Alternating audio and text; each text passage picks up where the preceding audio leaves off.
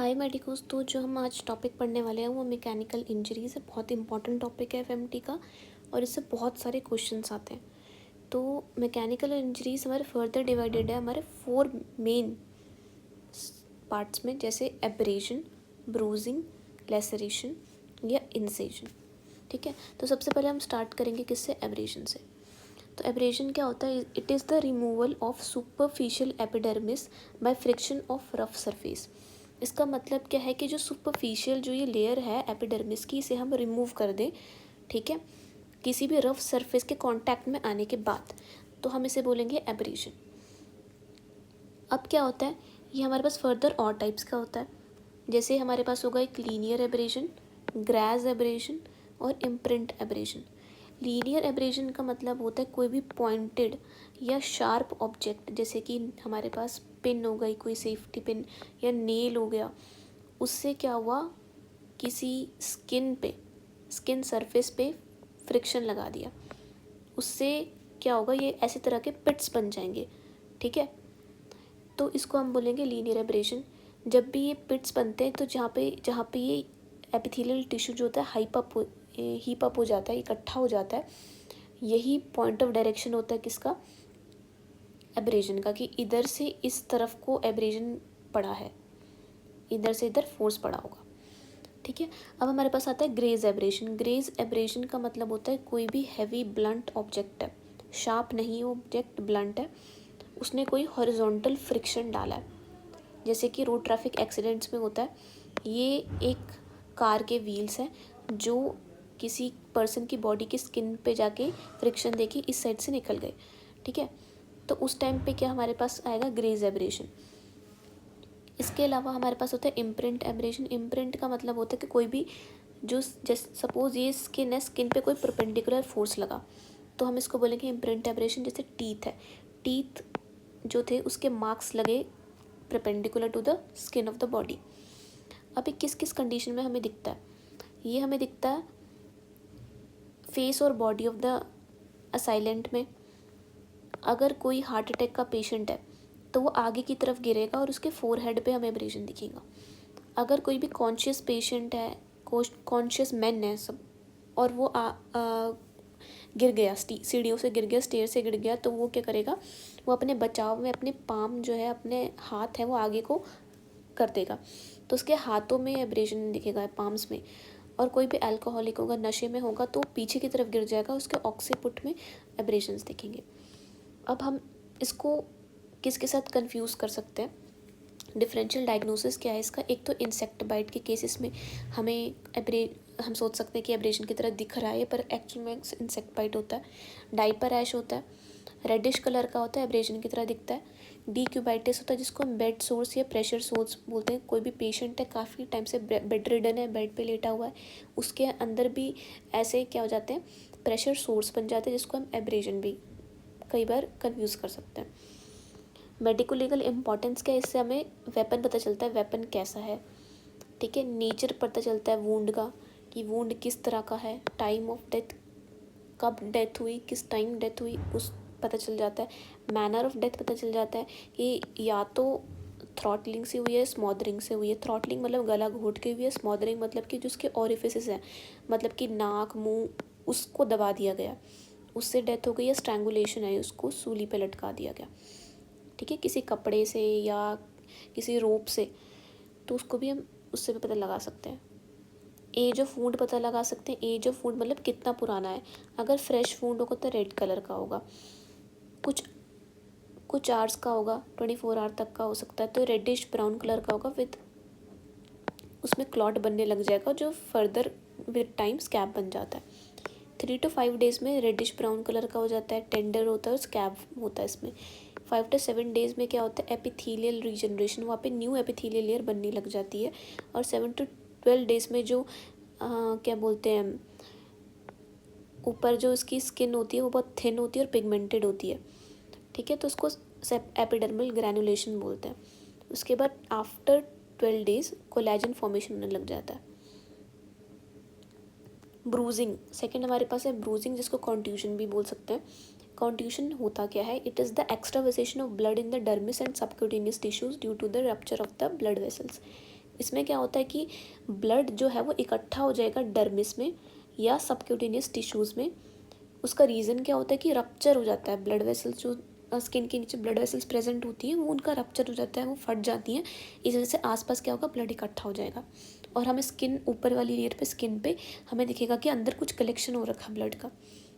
अब इसके टाइप्स क्या होते हैं, एक होता है इंट्राडर्मल, सबक्यूटेनियस और डीप। जैसा नाम है वैसे इसका मीनिंग भी है। इंट्राडर्मल मतलब कि डर्मिस के इनसाइड हमारा क्या है, ब्लड कलेक्ट हो गया। सबक्यूटेनियस मतलब डर्मिस के नीचे वाली जो लेयर है सबक्यूटेनियस टिश्यू की, वहाँ पे इकट्ठा हो गया। और डीप मतलब कि मसल्स में, मसल्स के अराउंड हमारा क्या हो गया, ब्लड कलेक्शन हो चुका है। अब इसका कॉज क्या होता है, क्यों होता है ये। एक तो ब्लंट ऑब्जेक्ट है, उसकी वजह से कोई फोर्स लगा है, जैसे कि तुमने क्या करा, किसी को मुक्का मार दिया, ठीक है, उसकी वजह से ब्रूजिंग हो सकती है। या तो फिंगर्स हैं, फिंगर्स से प्रेशर पड़ा, उसकी वजह से ब्रूजिंग हो सकती है। अब इसमें फैक्टर्स क्या क्या होते हैं, किन फैक्टर्स पे डिपेंड करता है। सबसे पहले होता है सॉफ्ट लैक्स स्किन, जो सॉफ्ट होती है, बिल्कुल ढीली लूज स्किन होती है। और कोई भी वेसल्स वाला एरिया, वेस्कुलर एरिया होता है, वहाँ पे ईजिली ब्रूजिंग होती है, ब्रूज बहुत जल्दी बनते हैं। कोई टाइट स्किन वाला एरिया, जहाँ बहुत स्किन बहुत टाइट है, वहाँ पे बहुत छोटे छोटे ब्रूज बनते हैं और ईजिली नहीं बनते हैं। चिल्ड्रंस में और एल्डरली में उनमें डेलिकेट टिश्यू होता है, डेलिकेट स्किन होती है, तो वहाँ पे जल्दी ब्रूजिंग होती है। फीमेल्स में ज़्यादा होती है एज़ कम्पेयर टू मेल्स, क्योंकि फीमेल्स में हमारे पास फैटी टिश्यू ज़्यादा होता है और इसका बहुत डिफरेंट पैटर्न्स भी हो सकते हैं। अब हम एजिंग या डेटिंग कैसे करते हैं ब्रूजिंग की। तो अगर बिल्कुल फ्रेश वुंड होगा तो रेड कलर का होगा। रेड मतलब कि D oxy haemoglobin, oxy haemoglobin मतलब ऑक्सीजनेटेड है, अभी उसमें ऑक्सीजन है। 12 to 24 आवर का होगा तो ब्लू कलर का होगा, मतलब उसमें से अब ऑक्सीजन का कंटेंट निकल चुका है, डी ऑक्सी हीमोग्लोबिन है। कुछ घंटे और 3 से लेकर 3 दिन का होगा तो रेडिश ब्राउन कलर का होगा, क्योंकि हीमोसिड्रिन की वजह से। 4 to 5 डेज़ का होगा तो ग्रीन कलर का होगा, बिली वर्डिन की वजह से। और 6 to 7 डेज़ का होगा बिली रुबिन की वजह से, येलो कलर का। और 2 वीक के बाद सब ब्रूजिंग जो होती है नॉर्मल हो जाती है, ठीक है। अब इसमें हमें फाइंडिंग क्या मिलती है, फाइंडिंग हमें ये मिलती है कि अगर कोई भी हैमर है या कोई राउंड ऑब्जेक्ट है, उससे अगर इम्पैक्ट पड़ा है, फोर्स पड़ा है, तो ऐसे राउंड शेप का हमें एब्रेजन दिखेगा। किसी रॉड से, लंबी स्टिक से अगर एब्रेजन हुआ है, सॉरी ब्रूजिंग हुई है, सॉरी यहाँ पे ब्रूजिंग आना था, ब्रूजिंग हुई है, तो फिर हमें वो कैसा दिखेगा, रेलवे लाइन साइन दिखेगा। 2 एकदम पैरेलल लाइंस हमें दिख जाएंगी इसमें। एक होता है लव बाइट में, लव बाइट में कैसा इलिप्टिकल साइन दिखेगा, ठीक है। तो ये सब हमारे ब्रूजिंग में ये सब चीज़ें हमें दिखती हैं, राउंड कलर का, राउंड शेप का, रेलवे लाइन शेप का और इलिप्टिकल शेप का। अब लैसरेशन देखेंगे। लैसरेशन क्या होता है, फोर्सफुल इम्पैक्ट, बहुत फोर्स से कोई भी इम्पैक्ट आया किसी भी हैवी ब्लंट ऑब्जेक्ट का, जिसकी वजह से क्या होगा, पूरे स्किन फाड़ के निकल गया, वो टेयरिंग और स्प्लिटिंग हो गई। स्किन की, म्यूकस की बहुत डीप होती है, स्किन की हो गई, म्यूकस की हो गई, मसल्स की होगी, ऑर्गन की होगी, इन सब चीज़ों की क्या हो गई, स्प्लिटिंग हो गई, ठीक है। ऐसे हमने सीन शायद धुरंधर में भी देखा था, जहाँ पे उन्होंने मतलब वो हैमर से बहुत ज़ोर ज़ोर से मारता है, बहुत ज़ोर ज़ोर से मारता है, पूरी स्किन निकल आती है, पूरा मसल निकल आती है और बोन दिखने लग जाती है अंदर की। तो ये लैसरेशन में पॉसिबल है, अंदर के ऑर्गन्स दिखने लग जाते हैं लैसरेशन में, इतना हैवी इम्पैक्ट पड़ता है। तो इसमें टाइप्स क्या क्या होता है, जैसे स्प्लिट लैसरेशन होता है, ग्राइंडिंग लैसरेशन होता है, एवल्शन होता है। स्प्लिट लैसरेशन का मतलब कि सैंडविच हो गया, एक कोई भी टिश्यू था, 2 हार्ड ऑब्जेक्ट्स के बीच में वो दब गया। जैसे यहाँ पे ईंट थी, ये ईंट ने क्या किया, स्कल पे सर पे, हेड पे किसी ने ईंट से स्ट्राइक किया, तो अंदर की जो टिश्यू थी वो किसके बीच में दब गई, ईंट और स्कल के बीच में, स्कल बोन के बीच में दब गई, तो सैंडविच हो गई स्प्लिट लैसरेशन। ग्राइंडिंग लैसरेशन का मतलब कि ये रोड ट्रैफिक एक्सीडेंट में दिखता है, गाड़ी के नीचे आगे वगैरह ये सब चीज़ें। अवल्शन मतलब कि कोई भी पार्ट ऑफ बॉडी है वो टीयर ऑफ हो गया, निकल गया अपनी अटैचमेंट साइड से, बिल्कुल निकल के बाहर आ गया, उसको अवल्शन बोलेंगे। जैसे एयर लोब है, कान ही निकल के बाहर आ गया अपनी अटैचमेंट साइड से। इंजरी किस तरह की दिखती है इसमें इंजरी जो इसमें होती है वो इर्रेगुलर होती है, बिल्कुल ऐसे इर्रेगुलर मार्जिन्स होते हैं उसके, ठीक है, बहुत डीप होती है। और इसके अलावा ये अकेली नहीं मिलती है, इसके साथ कॉन्ट्यूजन या एब्रेजन के साथ ये एसोसिएटेड होती है, कभी भी अकेली नहीं होती है, ठीक है। अब हमारे पास आ जाएगा इंसीजन, लास्ट है ये।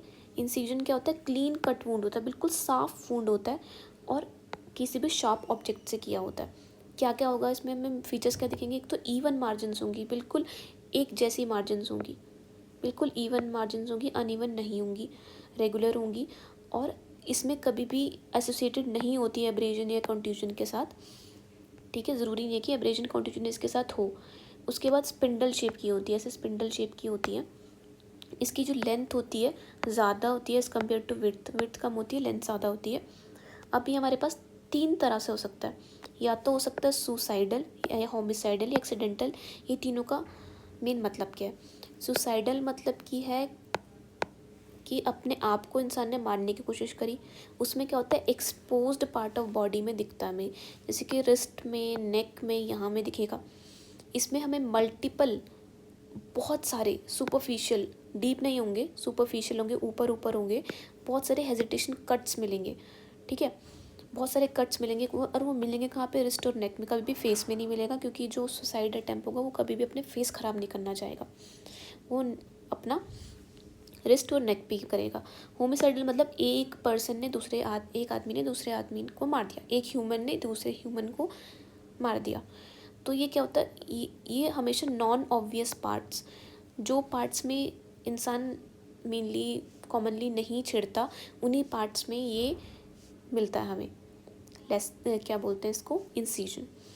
कैसा होगा, हेड में, फेस में इंसिजन मिल सकते हैं, चेहरे पे बहुत सारे कट्स मिलेंगे, हेड पे मिलेंगे, थाई में मिलेंगे, जेनिटल्स में मिल सकते हैं in case of sexual assault, ठीक है। एक्सीडेंटल मतलब कि एक्सीडेंट हो गया उसमें, अभी इसमें कोई भी स्पेसिफिक बॉडी का पार्ट इन्वॉल्व नहीं होता, कोई भी पार्ट इन्वॉल्व हो सकता है, all parts of the body can be involve. So यही सब हमारा था आज का टॉपिक मैकेनिकल इंजरीज़ के अंदर। इतना भी लिख के आ जाओगे, मोर देन सफिशिएंट है।